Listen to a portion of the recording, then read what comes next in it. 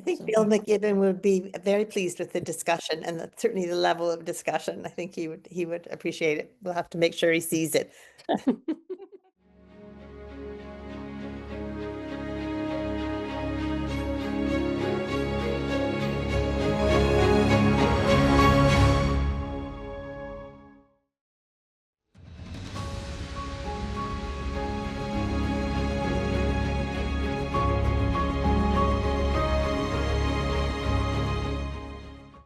Good morning, everybody. I'm going to get going because I think this is a book that's going to generate a fair amount of discussion, and we want to make sure that as a book club, we have time to discuss. So welcome to the Call Book Club meeting. It's our first of this fall session.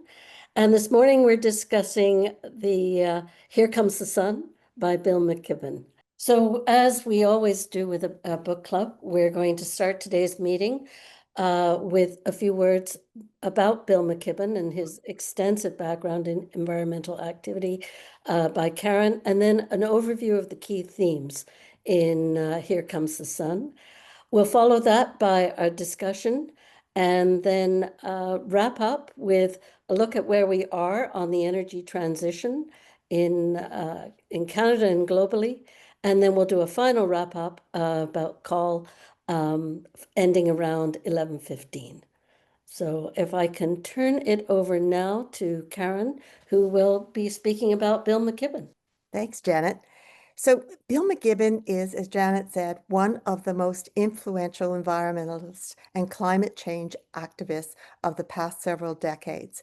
He's really known for his ability to connect science, activism, and moral clarity in the fight against global warming.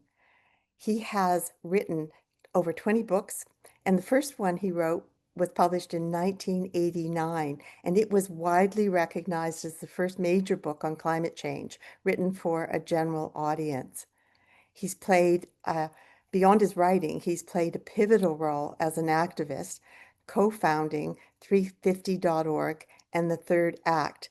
And 350.org is a global grassroots climate movement named after 350 parts per million, the safe upper limit of carbon dioxide in the atmosphere, according to climate scientists. I actually put 350 in my email address. He's also, as I say, Third Act is a group very much like Seniors for Climate in Canada of later life learners. He's has been recognized with numerous honors over the years, and he's been central to many campaigns organizing climate strikes, fossil fuel infrastructure projects, and advocating for fossil fuel divestment. He's pretty amazing. And by the way, in honorary degrees, he's received degrees from over 20 colleges and universities. So I think we're ready next to talk about Here Comes the Sun, just to do a brief overview. Janet, anything before we move on? Not from me. Okay. So Priscilla and Joan and Jane are each going to do just quickly 5 minutes to remind you of some of the key themes in each of the three major sections of the book. So I'll turn it over to Priscilla. Thank you very much. Do you have any slides? Yeah, I'm delighted to speak to you today about this book. It's really a terrific book. And it's important to note that it says the book is called Here Comes the Sun, but the subtitle is A Last Chance for the Climate and a Fresh Chance for Civilization.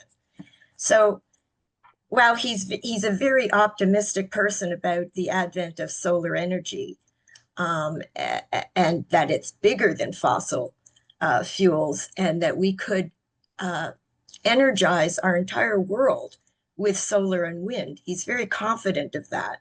What he's not confident of is the ability of our politicians and our communities to go forward with what's needed in order to fully engage that. So that's why the title, it's really quite evocative, because the last chance for the climate and a fresh chance for civilization. His dedication is also important. May you grow, he dedicates this to someone and he says, may you grow strong and happy in the light of the sun. And then quoting George Harrison, he says, and I say, it's all right.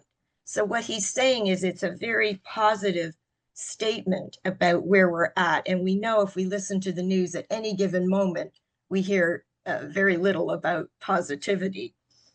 So despite all the bad news, here is optimism. So I'm dealing with section 1. And what he says is that section 1 is called We Could Do This. So again, he's not saying we can do this, he's saying we could do this. And the reason he's hedging a bit is because he's worried about the regulation necessary to actually implement solar and wind and renewables.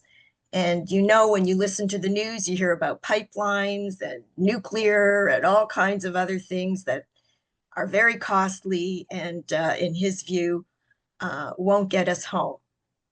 So there's 3 chapters in section 1, and the first chapter is notes on burning. And this is really a very good history of fossil fuels and how it has, in effect, helped civilization in the, as we developed. But he looks at the urgency, and this is a very central theme in section 1 and throughout the book. We must cut emissions in half by 2030. Now, 2030, as you know, is pretty soon. So this is why there's a sense of dramatic urgency for us to take up this new technology that mostly came out of China, but is fabulous, is cheap, and he shows many examples of how countries like Pakistan and other countries are, and in Africa, are taking advantage of it. So the second chapter is notes on a different kind of burning. And here he's talking about the urgency, the burning of our earth. He's talking about the heat waves that we've had, unprecedented heat waves and terrible heating.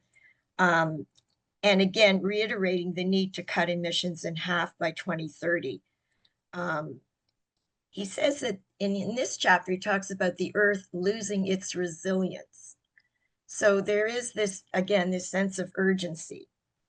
And the third chapter is life on the S curve. So this is how quickly wind and solar have really just taken over and surpassed fossil fuels as a source of energy. The S curve, as many of you know, is a graphical representation that illustrates the growth or progress of a project. So you can see at the bottom of the S, it's going along. So solar and wind, they had to develop it and make the technology work and scale it up. And you see it comes around on the S, and then it's at the top. Well, we're at the top. We have really achieved something amazing here. And this is what, when you listen to the news, you don't really hear about this, but this is what he's going on about in this book, that we have really achieved something with wind and solar. We meaning the world, mostly that it came out of China, but we have this real opportunity. And he says that solar would generate more electricity than nuclear, hydro, and coal combined. And that was unexpected until now. So it's called fast tech, is what he refers to it. And he says that solar and wind can do all we want because of the batteries, and there's more details about it, but basically that's what he's saying. We need to overcome, and this is where the population comes in and politicians and so on. We need to overcome regulatory barriers. We need activism, and we need it now. So those are my comments, and I'm going to just turn it over to Joan. And where is Joan here? Anyway, thank you very much. I'm here. Okay, great. Thank you. Thanks, Priscilla. That was a great introduction. I'm hopefully going to stay with you this time. I did section 2, and there's no good reason not to do this. That is the chapter, although my English teacher would really be upset about that double negative. So the first chapter I read was chapter 4, and it asks the question, can we afford it? And this is where McKibben starts to build the case for yes, because that's an ongoing narrative that, you know, it's far too expensive and it's not going to produce what we really need. But the fact is the United States is building terawatts, many terawatts, and I actually don't know what a terawatt is, but I know that it's a huge amount of energy and terawatts of solar, which makes the case that there are many companies that are finding solar attractively affordable. Unfortunately, running in the background is our oil industry, who has managed to embed a really strong belief that solar is way more expensive than cheap fossil fuel. Now, the idea that fossil fuel is cheap is kind of overwhelming. There's no question that it's expensive to build out a solar system, including the array, finding the land. But this is a quote that I found fantastically interesting. It is expensive to build out solar. There's no doubt about it. But the estimated cost of a century's worth of environmental damage caused by CO2 emissions and the oil and gas industry is equal to more money than currently exists on Earth. There is a reference to that, so I found that an astounding statement. And also on the positive side, to show that we've come along, is that solar is an energy source that can get cheaper the more you use it, marking it a turning point in industrial history. This is the first time there's been an industry that actually makes it cheaper the more you use it. Apparently, that's an unknown phenomenon. Chapter 5 addresses, can the poor world afford it? Which is all based on the fact that there's such a, I was going to say wonderful lack of regulation, which is inappropriate. There is just so much less regulation that accessing solar is easy, and connecting it is easy. And the amount of creativity that is happening in the poorer parts of the world to get cheap solar panels from China and plug it in anywhere on the grid, it's happening at an incredible rate. And one of the examples that they showed in this is that Pakistan in 2024, gas sales fell by 30% because of access to solar panels that were easy to install almost anywhere, definitely meeting everybody's needs. When you think that they've stopped burning diesel, is a phenomenal accomplishment when you think of how dirty diesel is. Chapter 6 addresses the question, but is there enough stuff? And there is definitely enough stuff, because this is another quote that I felt that I really liked. Renewable energy such as solar relies less on resources than it does on brain power. In other words, figuring out where it should go and how it should be used. Hence, its footprint is much smaller than extracting and burning fossil fuels. Chapter 7 answers the question, do we have enough land?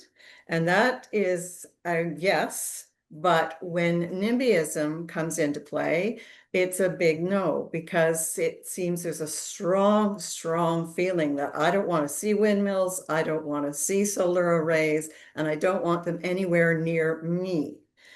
But interestingly enough, there is one group of inhabitants that actually are learning to love solar arrays, and that's grazing animals.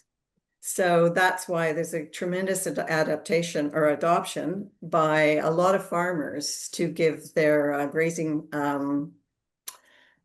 some shade. And the last chapter, which Priscilla has actually alluded to, is it's time to push. We do not have any time. And it gives a retrospective on 50 years ago, we were so close to where we actually are now, but then big oil got in there, took over, changed the narrative. And now the fear is that the pace is too slow. That's it for me. And I'm going to turn it over to Jane to finish the book. Thank you, Joan.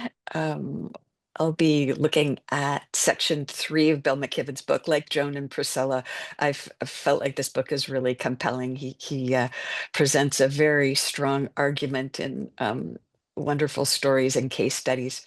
And he pulls it together in section 3, which he calls Let's Do It. He launches us into his ideas on how activists need to change their strategies and tactics to turbocharge, if you'll excuse the term, the transition to renewable energy, especially solar power. In the final 50 pages of the book, he packs a real punch. His main message is that there's a new kind of activism that's needed to promote the clean energy transition. He talks about Germany and China having led the development of renewable solar, wind, and battery power, made it available to mass markets, and dramatically decreased the costs. Now that the transition to clean energy is economically viable, he feels that activism is really the needed push or catalyst required to usher in the use of these new technologies. He talks about this new kind of activism, though, one that moves away from the focus of the last 50 years, which he calls the activism of saying no, and emphasizes the need for a proactive kind of action that'll urge people and governments to say yes to the transition to clean energy. By this, he means activists need to focus less on the old no strategies like blocking pipelines, slowing the development of liquid natural gas lines, putting a price on carbon pollution, trying to get pension funds to divest of investments in fossil fuels, or banks to stop offering easy loans to oil and gas companies. He doesn't say stop doing that, it's still required, but he says there really needs to be an increased push on saying yes, and a mood that goes along with it that involves a certain urgency. He calls about this new yes approach being based on principles like agreeing that we share the world and are accountable for past problems and responsible to our descendants for the climate crisis that we're in. This switch to clean renewable energy, especially solar, requires activist strategies that firstly involve one-time startup funding for infrastructure that's incredibly expensive. And secondly, to reduce the regulatory hurdles that prevent the transition to clean energy. So unlike the examples that Joan talked about in the developing world, where there aren't a lot of regulations and have allowed solar to just surge, there are a lot of rules and laws and hurdles that he thinks that activists need to address. A few of his, I've got 5 of his recommendations on how to do this. I'll just run through them. First, the initial need for significant one-time funding. He recommends an investment in giant transmission lines and new substations and transformers that'll connect local utilities to the new electrical transmission grid.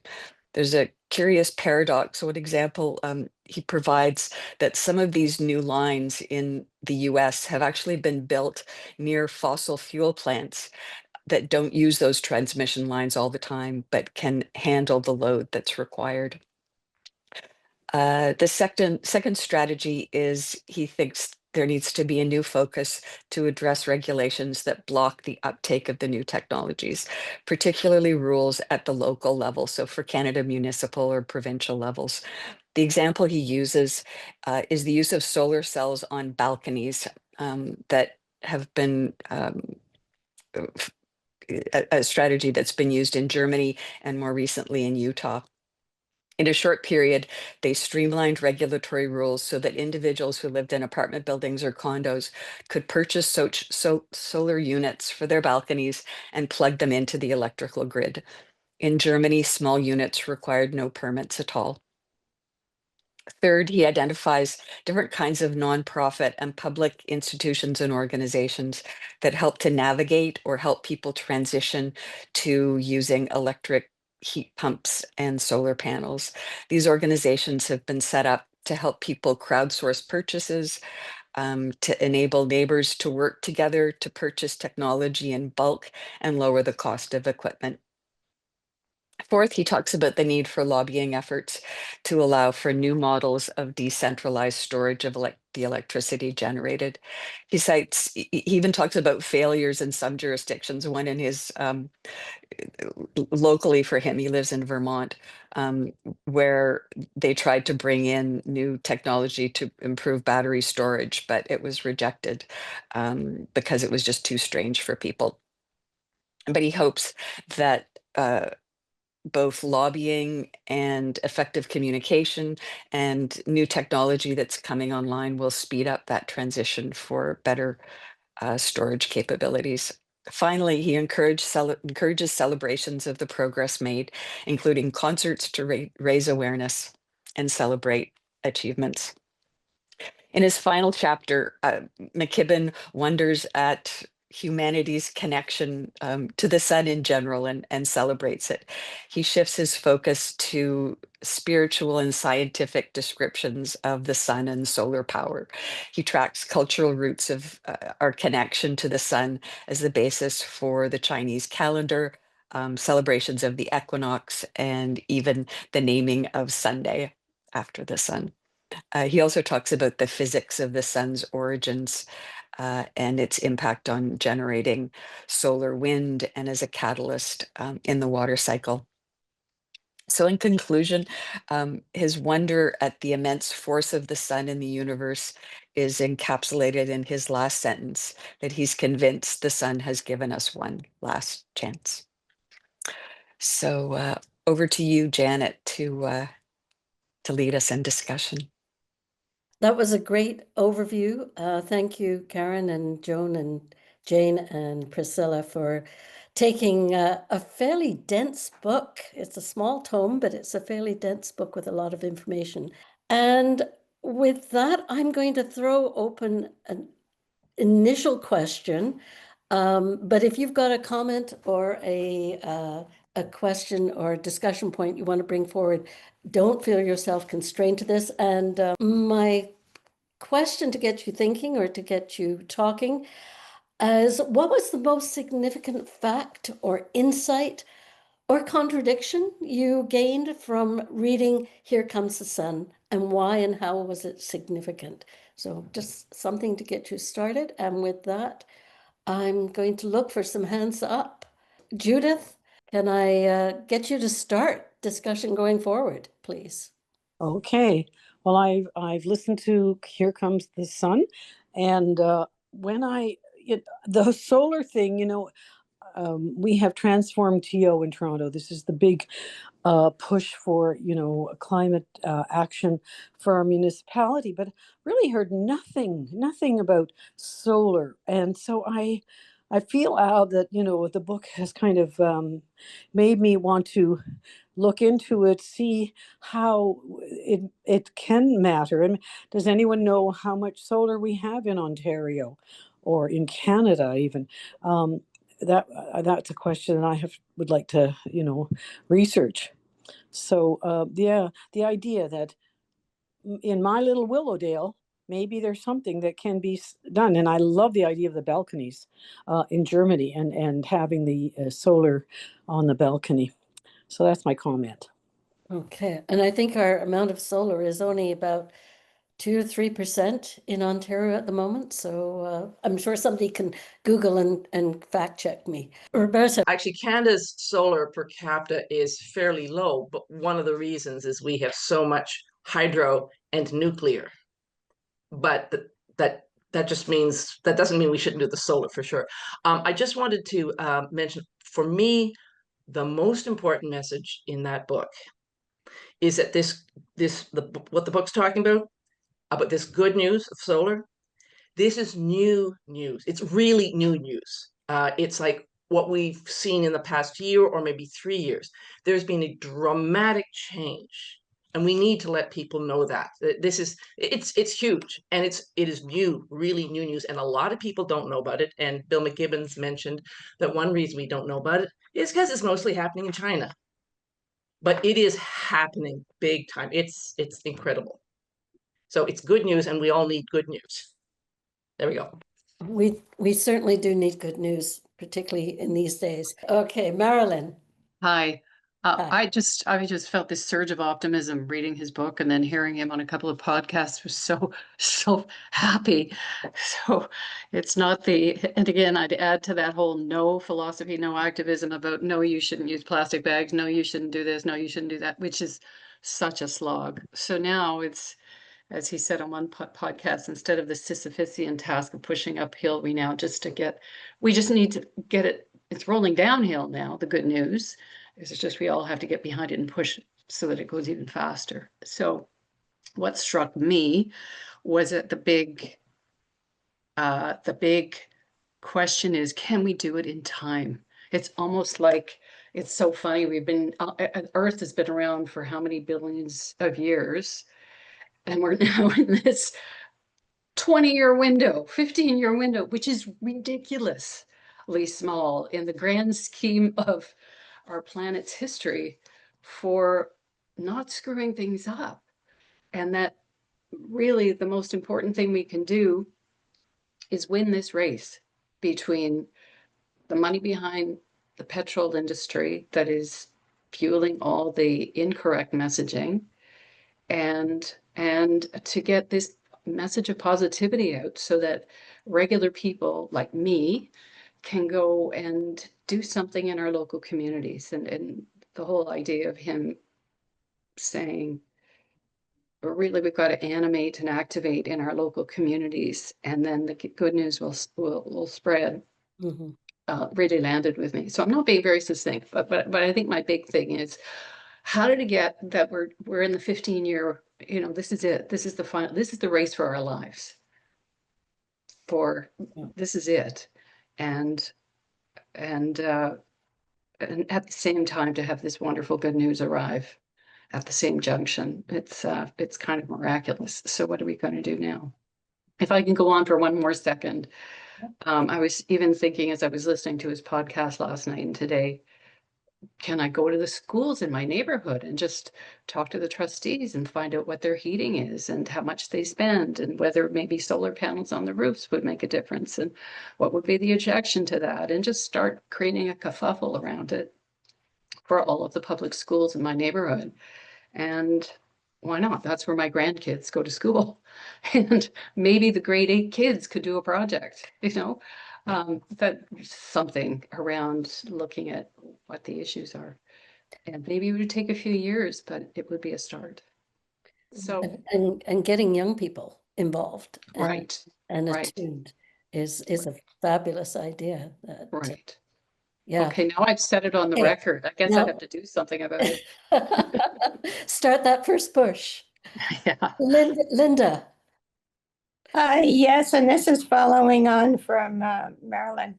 The message I took from the book is we don't need any more information. We don't need any more educationals. What we need to do is transform into activists, all of us. And I think Marilyn is thinking along the same lines. And then it made me think about Ontario. And we know the commitment in Ontario has basically no renewables. It's all nuclear and natural gas. And I would at some point like to discuss how we can get active in Ontario and see if we can educate enough people to bring pressure on the Ford government to change direction. That's all I'll say. But to me, this book said, get active and don't read anymore. Don't do anything. Just get active. Okay, that's all I want to say. No, I think we're getting our marching orders. Joan. I just want to put a tiny happy story in here. I have great fun and great privilege of going up to near Campbellford to a friend's farm for the last 20 years. They have goats to look after the goats when they want to get away. And Campbellford region has just so many farms. And in 20 years, I've seen no solar arrays to now when I'm up there, I can't go down a side road where there isn't one small or large or many. especially for those that are running their animals underneath the solar arrays in the summer to give them shade. And I hang on to that because they must have subsidies or something, but they seem to have, they being the farmers, grabbed onto this idea. And I found out why just recently. It's because of the cost of heating their barns in the winter is so astronomical, because we in Canada have to bring our animals into the barns, that they are finding that this is helping with their hydro bills phenomenally in the winter. So very practical, but it's just, every time I go up there, it just gives me a little bit of, puts a happy smile on my face to see all these small solar arrays all over the land. And I don't find them ugly either. And none of the farmers are, or the animals, I guess, too, either. Roberta. So Ontario, our provincial government, is a huge, huge problem. And it's because we have this conservative majority, this third conservative majority, except it's not, in fact, a majority. It's a false majority because of our electoral system.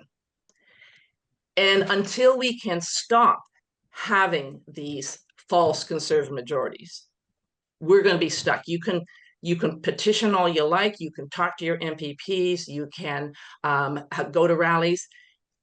The Conservatives don't care, right? They're showing us. I mean, bike lanes, speed, canceling all the wind solar projects.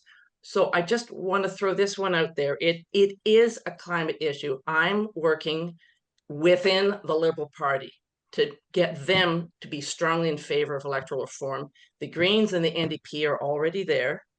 I think we can get our electoral system changed in the next 4 years. I'm talking provincially, not federally. We have a strategy, and in fact, the Liberals are in favor. So if anyone out there is a Liberal or knows people who are Liberals, I would like to get in contact with them. My email is roberta.tevlin@gmail.com. We need to do this is my climate work right now, is electoral reform. So there's my soapbox pitch. You can't do anything with the Conservative government. We have to remove them, and the way to do that is to change our voting system. So there we go. Okay. An activist plea there. Liz. Yeah, just as an alternative route, I totally agree with you, Roberta. It would be wonderful to change our voting system, but I despair of it happening. And it seems to me that the route to changing the mind of people like Doug Ford is through the private sector. If we could convince the private sector that there is, in fact, money to be made in renewables, in solar, and that this sort of clinging to fossil fuels is a dead, it's just the way to doom. I don't know, that it's just not going to work for them. I think that would force people like Ford to change their tune. I don't know how we would do that, but I think we have to make a business case. Karen. Yes, I agree that we do need to, whoops, hands down, lower hand. Okay. I agree, Liz. We do need to kind of make a business case for this. One of my takeaways from what Bill McKibben said is that we have to learn to work across the political divide as well, and that's really important. And we know from the work most recently from Reclimate that there are maybe 30% of conservatives, much lower than more progressive leaning, but people who are very concerned about the climate. So it's important to kind of think as broadly as we can about bringing everybody into the issue. No, I think that's really important because climate will affect us all. It won't care about national boundaries, provincial boundaries, municipal boundaries, and it won't care about your political affiliation at the end of the day. So Shirley. Thank you. Actually, the business case, I think, has to be mostly or at least in large part, on not how much money can be made, but how much money can be saved in the cost of various kinds of businesses, whether it's manufacturing or whatever. Because it's like not paying, like the cost just zoomed down. There's so much evidence for that, either both common sense and I'm sure specific data. I would question the assumption that we have 10 to 15 years. From what I'm seeing, it's more like 5 years before we really get into a dangerous era. And we need to convey that urgency. And it's also not just the grandchildren, future generations, which makes it sound pretty far off, but it's now the people who died in the heat dome in BC a few years ago were seniors. And I think we're all very vulnerable. In fact, the whole population is, but seniors are more. And I think we need to tweak our messages to convey urgency and endangerment. I'm a big fan of Wikipedia, and I saw a really effective mini video in the middle of their site on the last 50 years, how the warming of the world just mushrooms and all turns really bright red to say there was extreme warming, both land and sea. I think we need to really get the urgency out there. Last year's Later is Too Late, I thought was a very good motto. And I think we have a way forward if we can get around the government. That's the way we have to go. It's not going to change, unfortunately. So, Brian, from Calgary. Yes, too early in the day. I haven't had a chance to do my hair, but I want to make two observations. One is that I really like Bill McKibben's idea of celebrating and looking to the future rather than talk about the past. However, nobody's doing that yet. So we need to get something going in Canada about good news stories. And as far as I know, we don't have nearly enough of them to sway the people in the middle who do not see this as a big challenge and who need to be convinced that it's in their best interest to invest in renewable energy. So I don't know the answer to that, but other than that, the answer is not government. Government's purview is too short. They're only there for 4 years, so we have to forget about government and build a movement that's a lot bigger than the movement that we have going right now. And one of the ways to do that is to get a lot closer to the Indigenous population, who have a lot in common, both from a point of view of renewable energy and from the point of view of increasing their rights in Canada. And I think we can help them, and they can help us. I think this is a huge opportunity for collaboration. And the final thing that I have in mind in terms of panels, I look at a hospital in Calgary that I attend on a regular basis. Huge building with a huge flat roof, and it seems to me there must be lots and lots of those buildings in major cities in Canada, and that's a pretty good place to put solar panels. Glad to see so many people here. So, well, thanks, Brian. And I was just thinking we need to think about how do we bring forward positive examples that are working and that are in place. And whenever I go north of Toronto and go up the 400 from the 401, I pass a building that sells bathroom supplies, I think, but it's got a huge flat roof that is covered in solar panels. And we think about, Judith was saying at the beginning, we've got transform TO. What are our opportunities? We've got square miles of flat roofs with very few things coming out of the roof that would be ideal. How do we get those building owners? How do we get those companies to see the opportunity?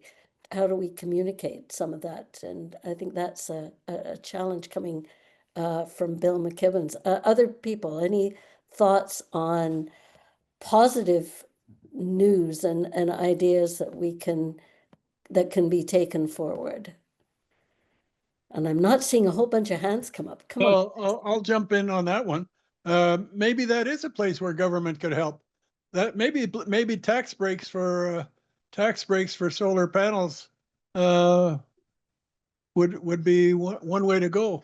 And the other thing is that a lot of the people who have had success with solar installations have received some kind of government subsidy, but I don't think people have any knowledge, any solid knowledge of how you finance something like that. And I think information and education are also very important in terms of making it very clear to people how to do it. It's a mystery to most people, I think, and there's not enough information out there that'll tell the person on the street, oh, this is the way to do it, and here's what it costs, and here's what the payback is. Yeah, no, I think that's a very good point, Brian. Linda. This is picking up from what you were saying, Brian, but one thing that Bill McKibben organized recently, which you may or may not know about, there's something called Sun Days. And they had activists all over follow. And what they did was get people together in parks, and they brought heat pumps. And it was a very practical endeavor to show people in their own neighborhoods how they could actually invest in renewable energy. And so they had demonstrations of heat pumps, they had solar panels, and they had experts there to talk to people about how to do this. And that struck me as a pretty practical kind of activity that would be manageable if other people, if we did some research and felt that might work in Toronto, a very practical way to spread knowledge of how people can change their habits, which is going to benefit them and the planet. Yeah, some things to note down to do. Roberta. There, I remembered this time. A number of people mentioned making the business case to the government. Many groups have been making the business case to the provincial government. This has been going on and on. The business case is really strong. Even the Royal Bank of Canada pointed out how you could save a lot of money if you just made the buildings more energy efficient. The trouble is the provincial government is beholden not to making electricity as cheap as possible for us, but they're beholden to their campaign supporters. There's a real difference between the government and the party structure and the people who vote that way. And I agree, we need to make connections across party platforms, but that party has bought into building more gas-powered electricity plants. Even in Toronto, I mean, twice City Council said we don't want the Portland's energy plant, and they ignore it, right? They don't care. We need to change the government, and Bill McKibben talks about Trump. Trump is being bankrolled by the fossil fuel companies. The same thing's happening in Alberta. Same thing's happening in Ontario. It's the same kind of stuff that the tobacco companies did, decades ago. So we do, we really need to have a political push. And if you get the electoral system changed, then you don't have this swing back and forth between policies or getting stuck in a conservative majority. So I really do think we really have to work the government levers.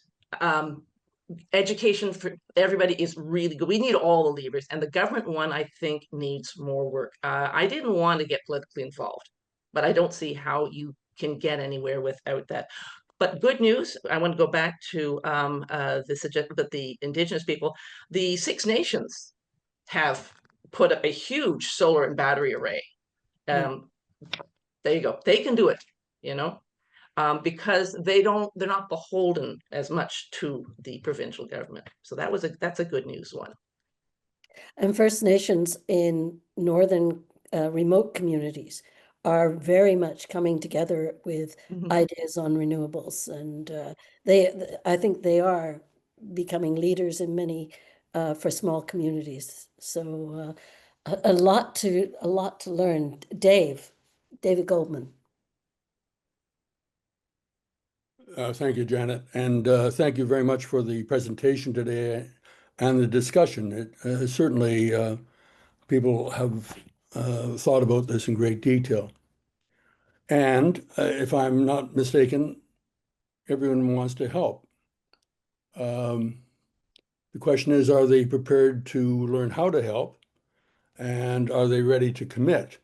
And what I haven't heard here is that people here are prepared to join, for example, Janet's team, who are going to now become activists. People want to help, but I'm not hearing how they're going to. And maybe this is the group that needs to initiate that active movement. Start here, bring in others, and carry on. So my suggestion is that, Janet, form a team. I'm prepared to join. Thank you. Thank you, Dave, for the endorsement. So Peter, in SCAN, which is one of our key activist groups, so great segue. Yeah. Peter Nichols. Thanks. Just wanted to mention that if you're interested in a heat pump or a solar panel for your residence or business, if you go to the dealers, they will fill in the forms for any incentives that are available, because that will reduce the cost to the consumer and make the total price of the low as possible, and that's where it gets competitive.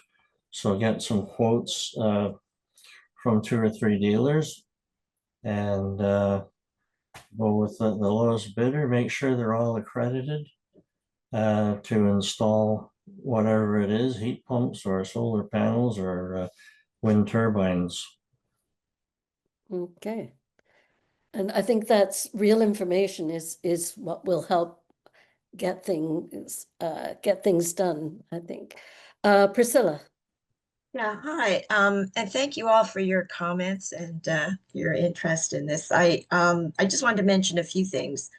I had phoned, there was a company in Toronto that was putting solar panels on balconies. It was featured in the Toronto Star, and I live in a condo, and I had phoned them, and he said it was far too expensive to install this, so that unless you were redoing all your balconies, which point it would make sense, but not just to add them. So that was interesting. I also dealt with the city about getting solar panels on the roof, etc. in my building. And the city has a solar they have an opportunity. You can ask them for their advice, and they have the maps of all the roofs and so on.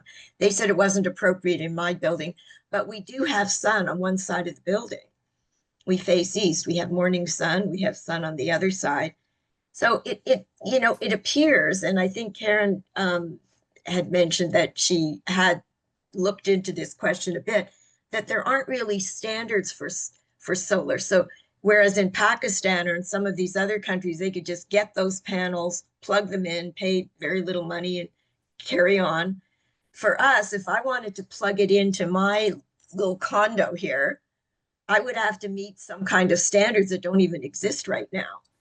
So we really have to, this sounds to me like it's more at the local level, and where our elected, counselors have to be aware of this problem and try to engage, try to get everyone on board and do whatever has to be done to remove the barriers. And the NIMBY thing is one barrier. That's, we often see that with respect to wind turbines and so on. But for solar, I don't know. I mean, maybe people in this where I live would say, no, they don't like the look of it. I have no idea. So this is why I've worked with my board, and I have, I think it's extremely difficult. So we need many, we need a lot of assistance on many levels, I think, before we can move forward. I think that's true, to get some more information. And actually, I'm just going to comment in the chat. People are adding a number of links that you can go in and copy, or maybe print out the chat at the end of today's meeting. There's some good ideas in there as well. But coming back to our discussion, Judith. A couple of things. I really appreciate that last information. And, I'm part of the Climate Fast Wards project, 25 wards in Toronto. We're trying to get more and more people involved. And then they would talk to their councillors. Mostly it's talking about Transform TO. There's going to be a vote in December, they say. And it's a lot of, it's about money, and it's about commitment to climate action in Toronto. And I really, if you're interested, Climate Fast is the group that is putting this together. The other thing that I was thinking about was 4 years ago, I think it was, when Seth Klein wrote The Good War, and it became the book. I mean, for everybody in the climate action group to read and to believe in. And David Suzuki took it up, and Seth Klein's part of that foundation now. But there's nothing, never heard any more, and again, it's that enthusiasm. Yes, there's so much that can be done. And then somehow things just fall away. So I don't want that to happen again and I believe very strongly that Bill McKibben, with all his work, all these years, and that something can be done. And I guess again, I can't do it for the world. And I'm so pleased to hear, though, across the world that solar panels are working. My late partner, when he left engineering, he had a company in Pakistan trying to get solar panels sold, and he went belly up. So that was about 30 years ago, so therefore, that things can change, and can change in a big way if we're ready to listen and to put, our money where our mouths are. Okay, thank you. Well, it's a good point, Judith. And maybe this is the time. Maybe the time for moving forward is now. Peter. Thanks. Can I mention that the standards for renewable energy can be found in the Ontario Electrical Safety Code. And also CSA has a number of standards for the actual panels and wind turbine generators. And solar panels put out, say, 14 volts DC. And your system in your apartment, if you're putting it on a balcony, is 120 volts AC. And so the panel will have to supply an inverter that converts DC to AC, and that has to be linked then through a circuit breaker to your apartment. And all of those devices need to be approved, say, by CSA or UL, ULC, etc. So Just a little more information. I think one thing that would really help people like myself who maybe want to put solar panels on our roof or on our balconies is a package. And that's maybe where the solar industry could start looking at designing packages that are easy for people to access rather than having to know, I need to buy an inverter, I need to buy this, and I need to buy that. So if anybody has a connection, it might be a business opportunity. Marilyn. Yeah, I just have personal experience with exploring the idea of putting solar panels on our house. And this just happened in the last month. I had a consultant come in and do the assessment. I'm eligible for a potential grant. So Sarah with Goldfinch Energy came in. She's done a number of call people's, helped with call people's retrofit before. So she came highly recommended and recommended a solar supplier.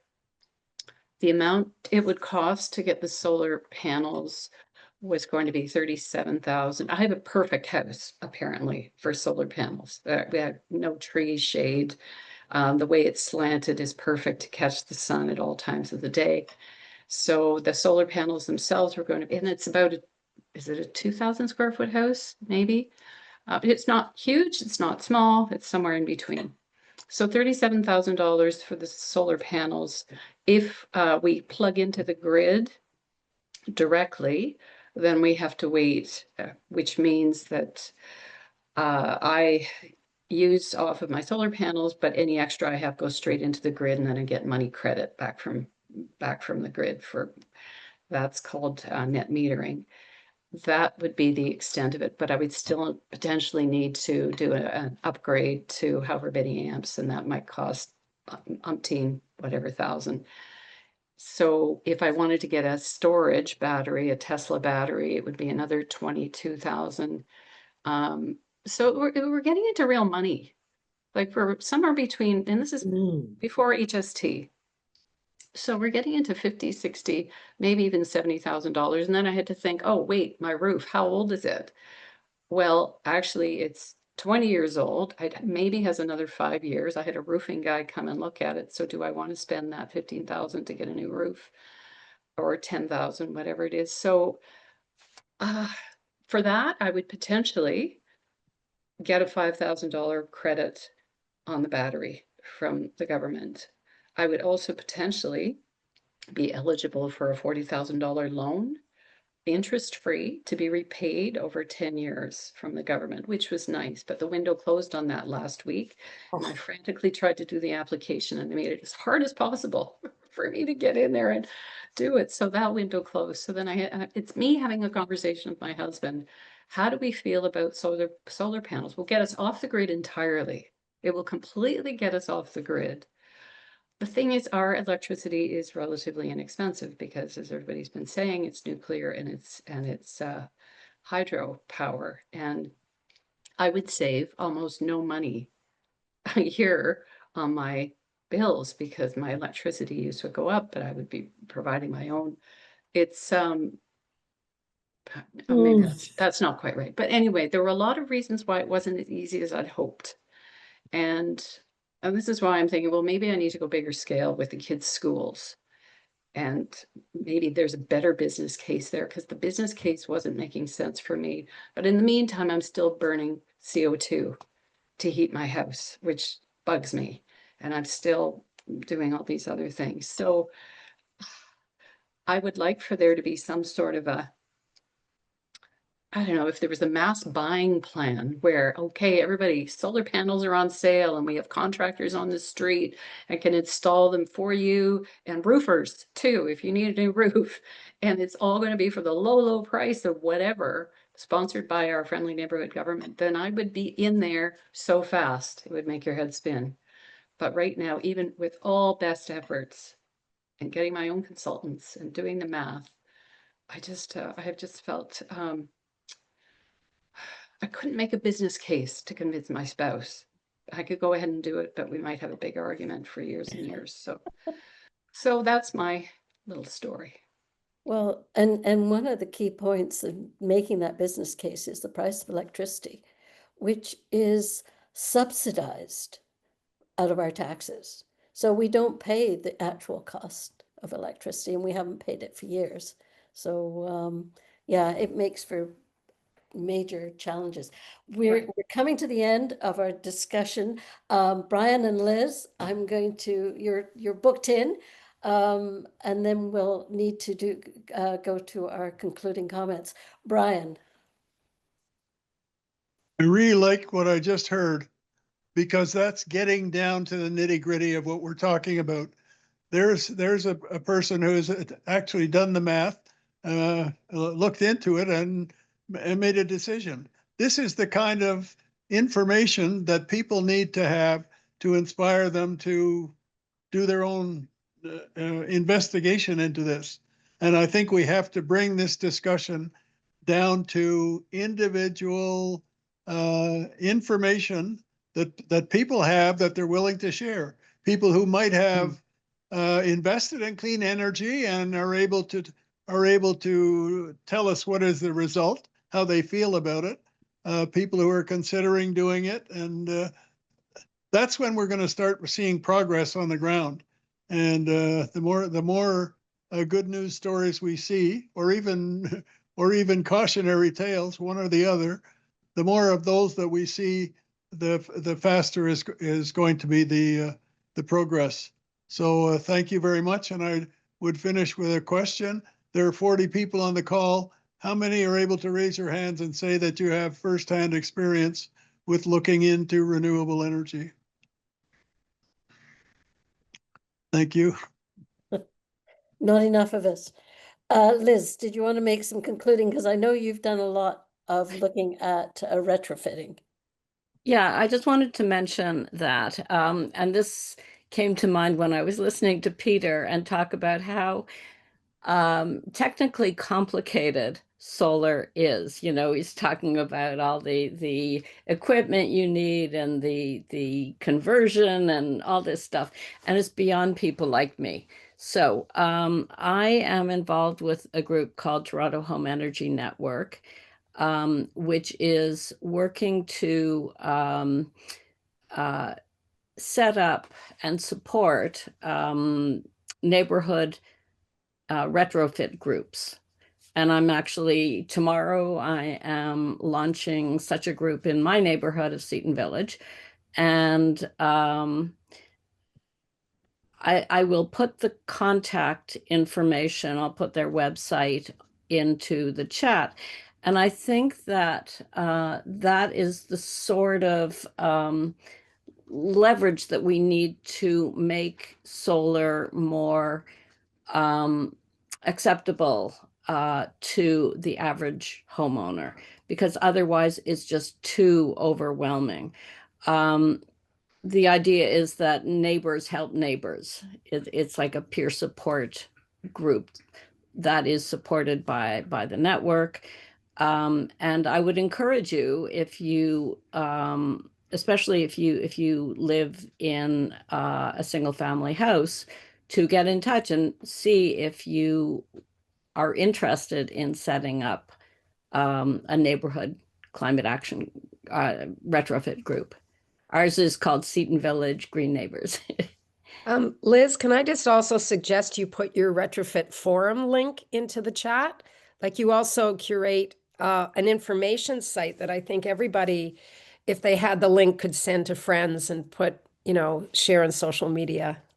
Yes, Good please. point. Yeah, I'm just focused on this launch tomorrow. Yeah, I will do that. Thanks.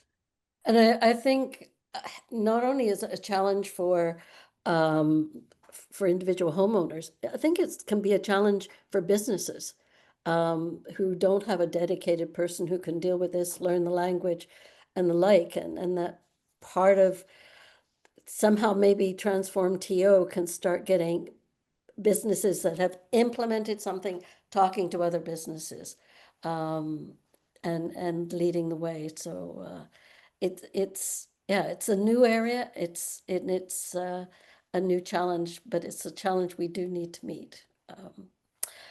And with that, just talking about what is happening, I'm going to turn it over to Karen, who is going to give a quick synopsis on what is happening with the transition to renewable energy on a global basis. And Great. so take it away. Thank you, Janet. That was a terrifically thoughtful and interesting discussion about the book. Thank you to everybody. I learned a lot from it. We're going to go back to some slides now. So the question is the transition to renewables fast enough? What we know is that world leaders are gathering next month in Brazil for COP30. And it's really quite a symbolic anniversary, 10 years since the 2015 Paris Agreement was signed and ratified. And then fast forward a decade, and what are we seeing? The US is going to withdraw effective January 27, 2036, and climate action, I think it's 26 actually, sorry, that's not correct. They have about a 2-year period before they can officially resign or withdraw from the Paris Agreement. And what we've seen is a lot of climate action being sidelined by affordability, high energy prices, and a populist backlash. So it's been a disappointing time since COVID, et cetera, to see what's happening with what had been very robust climate movement just before COVID. But I think what's important to recognize is that although the political enthusiasm around climate policy has retreated, market economics are now doing what moral appeals could not. That's from Fareed Zakaria. And I think to consistent with that, McKibben talks about the fact that three things are really driving the change, and that is the physics and of fossil fuels are really inefficient. 3/4 of their energy are lost before they ever get to their final usage. The economics of it, with fossil fuels often more expensive than solar. And just the other really important thing that he talks about is the energy security. So many countries don't want to be beholden either to the US or the Gulf states. So that's critical. But is it fast enough? So on the next slide, what we look at is we see that what's happening, and this is from Ember, which is a really interesting world think tank. They note that global solar installations have grown by 64% higher than in the first half of 2025. It's pretty dramatic, actually, and you can see it on the top line. On the next slide, I thought it would be useful just because these are consistent with what McKibben has said. Ember basically tracks electricity generation worldwide, and they made a number of really important insights in their latest report. Renewables surpass coal for the first time globally, and that is really a landmark change. Mainly solar and wind produce 34.5% of global energy, while coal accounted for 33.1%.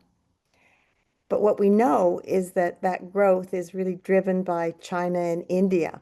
Together, they were the primary drivers of global renewable electricity growth, covering their rising electricity demand while still at the same time cutting emissions. And we know that the US in particular and even Europe have slowed. So it really is a lot of countries in the global south that are driving this. On the next slide, they've also noted, though, that fossil generation edges downward overall. So it's dropped. So it is dropping. That being said, there are a whole range of challenges, as we know and people have talked about. The economics and their market barriers, for sure, subsidies for fossil fuels. The lack of carbon pricing is not helpful. High upfront costs, which Marilyn noted, particularly in some instances, like for individuals looking to install solars, not necessarily the same issue if it's a larger facility. There are a huge number of regulatory and permitting issues depending upon where you're coming from, and the Chinese have been able to overcome and move much more quickly on. Political and lobbying pressure, I think, is probably one of the biggest ones. You know, it's the fossil fuel industry and partisan politics where climate has become kind of a cultural warrior issue. And sometimes governments are favoring, many governments are favoring their domestic fossil fuel production over renewable imports. And that's something we have to kind of be very aware of here as the fourth largest Canada and the economics of fossil fuel production in Canada, and particularly the oil sands. Next slide. So let's just end with McKibben's really important call to action. It's not fast enough. McKibben is optimistic somewhat in describing the recent trends, but he strongly believes that even the current pace is insufficient given how urgent the climate crisis is. And he points to the fact that if it takes 30 to 40 years, the planet will have sustained so much damage that the climate will be broken. But ultimately, the sooner we can speed up the switch from fossil fuels, the more we can avoid breaking the climate. And I think his call for a much larger active movement is really, really critical. And I really liked a lot of the discussion that we had during the discussion period. So I think that's it. And we should probably wrap up completely with Janet. Yes, and so just doing a final wrap up. If we can go to the next slide, Karen. A number of URLs have been posted during our discussion today, as well as the URL for the Ember official website, which Karen was drawing a lot of information, and it's a new report and some very interesting data coming with regards to renewables. Also, Bill McKibben will be talking on November 24th at U of T School of Environment and the Rotman School of Business. That you can register for in-person or the virtual event. And the third chat is, next slide, is also a URL to register for the National Observers panel discussion, looking at Carney's policy playbook.